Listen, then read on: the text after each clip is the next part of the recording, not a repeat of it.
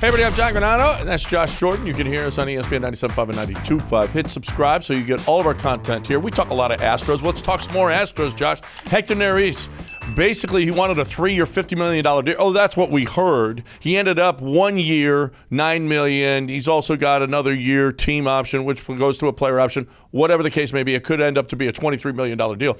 But with hindsight, if you look at it, you think Jim Crane would have given Josh Hader $19.5 million a year if he had known he could get Neris for $9 million a year?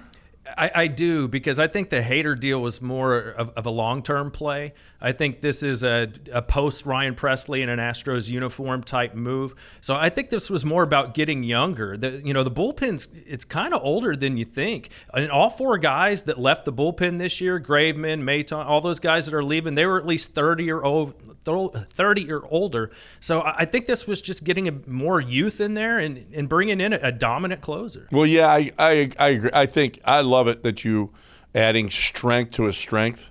And that it's going to be, I think it's the best back end of a bull. I mean, who's got Abreu, Hader, and Presley? I mean, honestly, that is going to be so sweet. If they can actually score some runs at home, what we thought was a real mess just a couple of weeks ago is now a real strength for them, right? The bullpen is better now, right? I think it's better. Certainly more top-heavy. 7, 8, 9 is more dominant in my opinion. So there's no doubt about that. And even looking at Montero, he's 33. I mean, a lot of these guys are older than you think. So infusing it with youth, with arm issues and stuff like that, you'd rather rely on a younger guy. But I think they are more dominant. I wonder if they're quite as deep. They lost a lot. I think the biggest need you need to fill is Maton. Can Montero step up and do what Maton did for you in the mid-innings? Maton had a 3-flat ERA last year. I know we talk about Maton and kind of joke about him, but he was really effective last season. Well, and let's face it. Listen, if you go Dotel, Lidge, Wagner, or you do Abreu, Presley, Hader, whatever order you do it in, guys are going to need rest too. Yep. You're going to have to depend on Montero late in games as well. It's not just every game it's going to be 7, 8, and 9 because those guys are going to need some rest. So Montero's got to step up this year, especially with what he's making.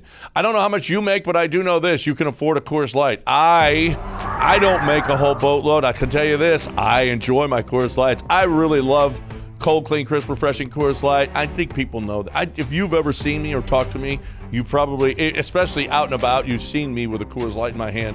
Please, if you're looking for the best way to enjoy your life, to me, it's a Coors Light. I don't care what you're doing. Cold, clean, crisp, refreshing Coors Light.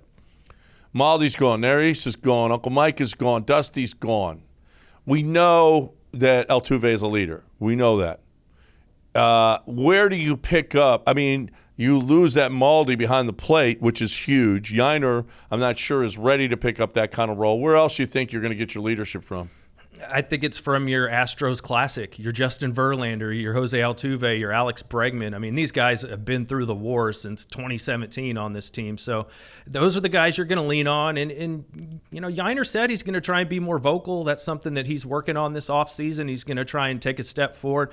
With Altuve, though, he is kind of a lead-by-example guy. So is Bregman. They're not as much, the talking guys. Maybe Verlander and McCullers are a little more vocal. You see them in the post-game stuff kind of talking to the team. So you're missing that, obviously. But at least Joe Espada's been there, so he should command some respect. But, finally, I think maybe this is a big incentive to make sure you lock up Jose Altuve. Yeah. So, Pena's got to play better if he's going to be a leader. I think he does work hard, though. Bregman's a short-timer. I'm not sure that Alex Bregman is going to have – I don't want to say he's got a bad – I'm not saying he's got a bad – or going to have a bad attitude.